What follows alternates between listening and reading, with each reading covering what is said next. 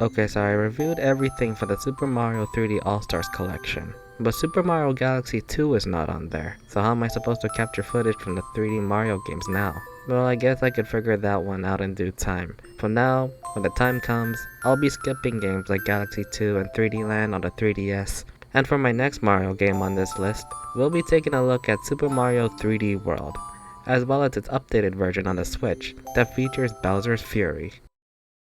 Well, better late than never.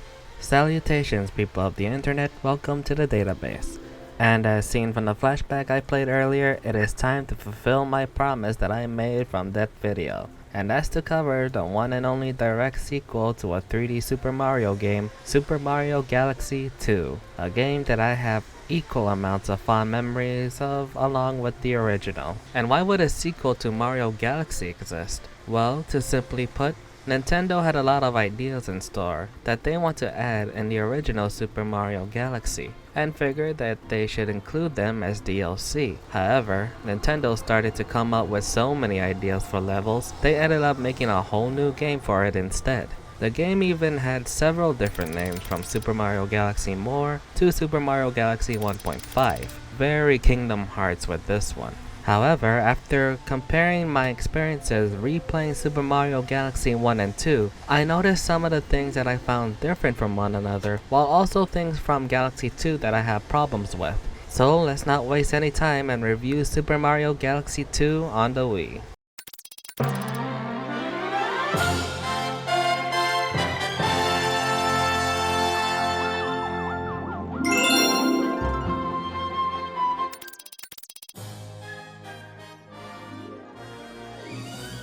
There isn't really much a story for this sequel, as the opening for Super Mario Galaxy 2 is a retelling of the original's opening, minus all the epic cinematography that made the first Galaxy game special. Instead of Bowser stealing Peach and her entire castle in the original, we get a giant Bowser taking Peach because yes. And instead of a prologue level, i.e. the Gateway Galaxy that lets you take your time with the gameplay controls with a touch of backstory lore, we're dropped into our first galaxy immediately afterwards.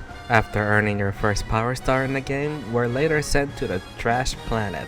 Here we're introduced to Lava, who transformed this abandoned planet into the Starship Mario, the main vessel of this game, and it's pathetically small compared to the Comet Observatory in the original. Though on the plus side, while the Starship Mario is lacking in size, it has a tons of stuff to do, mainly earning extra lives and playing around with some of the game's power-ups.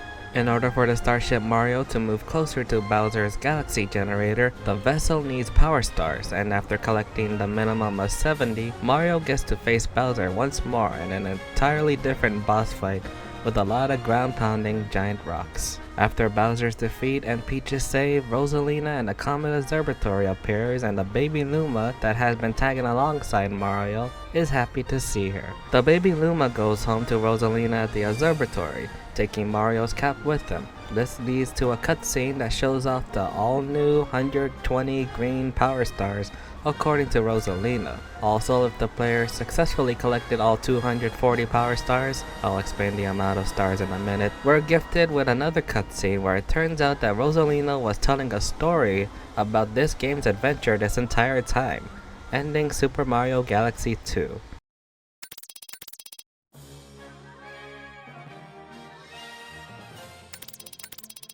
Super Mario Galaxy 2 plays identically compared to Super Mario Galaxy, with the only noticeable difference between both games are the power-ups and the new features. As for the returning elements from Galaxy 1, we have the Bee, Boo, and Spring Mushrooms, and the Fire Flower. Mario has a spin jump, and launch and pole stars also make their return. So if you want to learn more about my thoughts on those, you can check out the video on Super Mario Galaxy 1 right here. As for the new elements seen in Galaxy 2, instead of traveling across the Comet Observatory to get to the next stage, one step on the Starship Mario's helm pad and we are gifted to a linear map, which is fine for those who are familiar with Super Mario World or Super Mario Bros. 3, etc. But if you ask me, this feels like nothing but padding. And I prefer the Comet Observatory over this one, because it fills with memorable landmarks that indicate which dome hosts which stage. Here is just a line with forks on the road. In this map are 6 different worlds, including a special world after beating Bowser for the first time, and each world hosts up to 7 galaxies. Initially, each galaxy hosts up to 1 to 2 power stars. Some additional power stars are hidden behind a hungry Luma like the last game, or hidden behind an existing power star mission, sometimes through minigames. This game introduces the all-new Comet Medals. Each galaxy have 1 of them, and collecting them will unlock a Prankster Comet mission for more power stars. These missions follow the same format as the original. Sometimes it's a speed run, sometimes it's a daredevil run, while other galaxies include purple coins to collect while sometimes avoiding Shadow Marios, and many more. Grand Stars, Power Stars, and Silver Stars make their return from the original game, along with 2 new stars you can find. In certain missions, you'll come across this cosmic spirit that looks like Rosalina. However, talking to her guides you to finish the stage, and you're rewarded with a bronze star, one that doesn't count on your star tally, and one that is nothing but a pity reward for doing nothing on a stage deemed hard.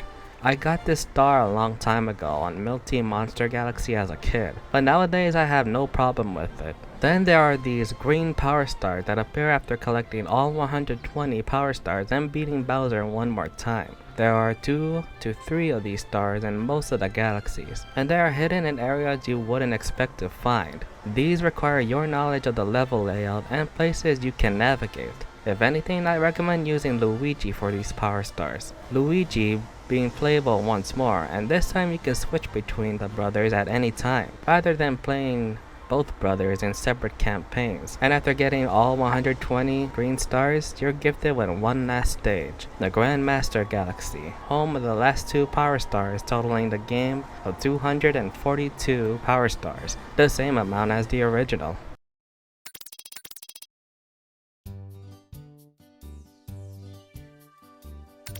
Yeah, you saw the title card correctly. Yoshi is also a playable character in this game. Kinda. He's only available for specific galaxies and missions, but he does make an appearance on the second galaxy of the game.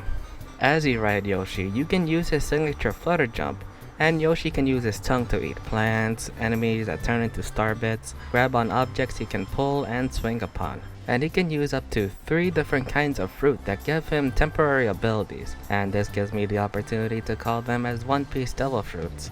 The Dash Dash Pepper lets Yoshi burst into high speed, running across vertical platforms and above water. The Blimp Blimp Fruit turns Yoshi into a balloon that can move in midair, and the Bulb Bulb Berry turns Yoshi into a bright light that shows hidden platforms along the way. As for the new power-ups, there are only 2 that are introduced in this game. The Rock Mushroom turns Mario and Luigi into boulders, able to roll around and bash into enemies and break obstacles to progress. No, this isn't a Sonic reference. What made you think that? That's no good. Then there is probably one of my favorite Mario power-ups in the franchise, the Cloud Flower. It makes Mario and Luigi's jump height very floaty, and they can walk on existing cloud platforms, and gifts the brothers with 3 mini clouds that they can use as platforms. This is awesome. I'm not sure if I could include the spin drill as a power-up because this is treated as a temporary object Mario and Luigi can use in a small selection of galaxies. Finally, in 2 galaxies, there's this giant bird named Fluzzard, a paraglider that utilizes the Wiimote's motion controls. And speaking of galaxies, I'm gonna discuss what makes these galaxies unique and new compared to the original.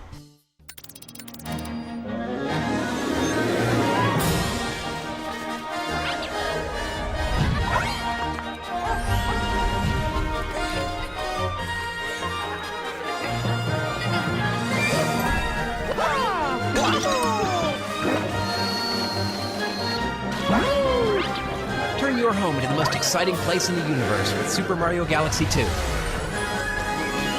Rated E for everyone.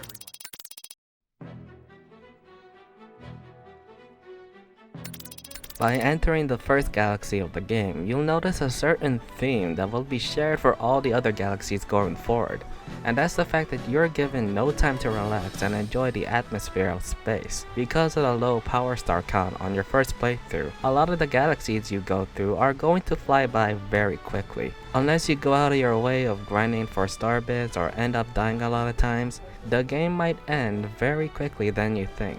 Not only that, but a lot of galaxies also have a variety of ideas to the point where it feels like one of those variety packs you see at your local store. From tall trunk galaxies long slide down the tall tree, to galaxies that are just gauntlets of smaller enemies and boss fights. We got galaxies that are filled with sweets and desserts, to galaxies that show the inner makings of chain chomps. My favorite galaxies in the game has to go to Shiverburn Galaxy and Throwback Galaxy. Shiverburn Galaxy because it feels like an evolution of the previous game's Freeze Flame Galaxy. While the galaxy builds up the mixture of fire and ice, Shiverburn decides to have those concepts mixed together throughout the stage. The boss fight even reflects on this mixed concept as well. And we all know why Throwback Galaxy is a fan favorite among a long-time Mario fans. It's a recreation of Whomp's Fortress from Super Mario 64, all down to using the same dialogue from the original 64 game for the Whomp King. Not to mention the boss fight in this game are some of my favorites in the Mario series yet. Both Bowser Jr. contraptions are my favorites, the Mega Hammer and the Boomsday Machine. Heck, even the levels building up to those fights are my favorite. Finally, another favorite galaxy of mine in this game is the Boss Bets Galaxy, a stage filled with some of the best bosses from the first Super Mario Galaxy. Point is, when it comes to having a variety of ideas for Super Mario Galaxy formula, Super Mario Galaxy 2 has that in spades. Every galaxy in this game is treated like a platforming challenge, with each obstacle testing your abilities. Hell, the special world at the end of the game is nothing but platforming challenges that test your skills. One of them is a callback to Super Mario Sunshine of all things. We even have the Stone Cyclone from Beach Bowl Galaxy, only now faster than a fast flow comet. And these kind of challenges are fine. Platformers are my favorite genre of video games. For a game set in space, I just wish there were some cooldown time to soak in the unknown environment. The only stage I could think of that is slow-paced and explorative type is Starshine Beach Galaxy, another Sunshine callback featuring the annoying piñatas as NPCs. Otherwise, this game feels even more linear in its level design compared to Galaxy 1, as there are little to no room for exploration for extra goodies here. The background in most of these galaxies also add a tonal change to the game, as most of the backgrounds in most galaxies feature bright daytime lighting with clouds all around. And while there are some galaxies with backgrounds that are cosmic, it's not the same, especially when the first Galaxy game establishes a darker tone towards its atmosphere, its backgrounds, and its story. And no, it's not my nostalgia talking with all these comparisons, it's just something I noticed while revisiting these Galaxy games. At least the game still kept that orchestral soundtrack. I'm gonna buy a copy. Yeah, no, moving on.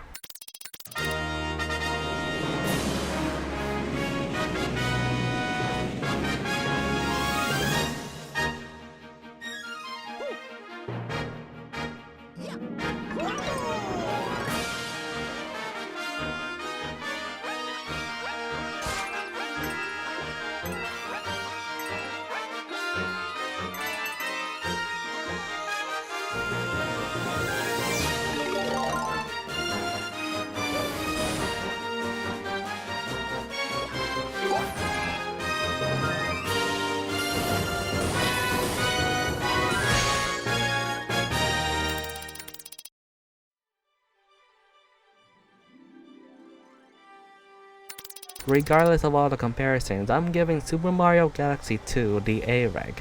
And this goes for the first Super Mario Galaxy as well. No matter which game you play, both Galaxy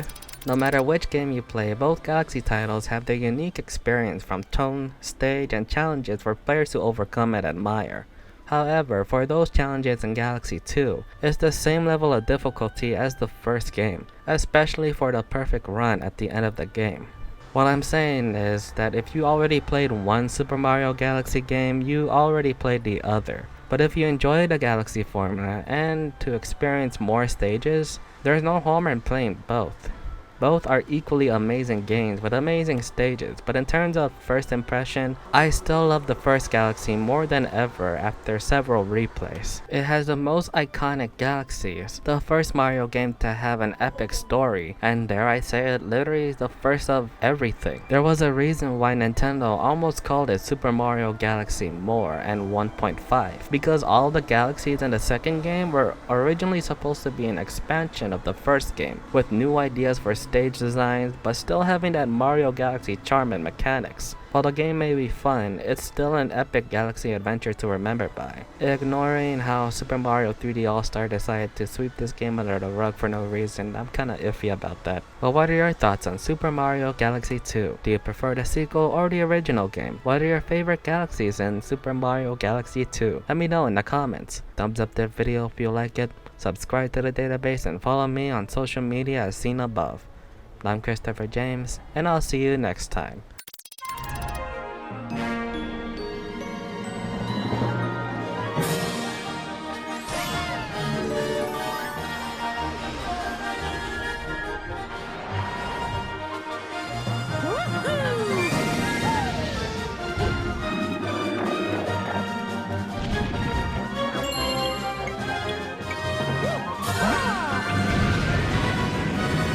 Mario Galaxy 2, prepare for liftoff.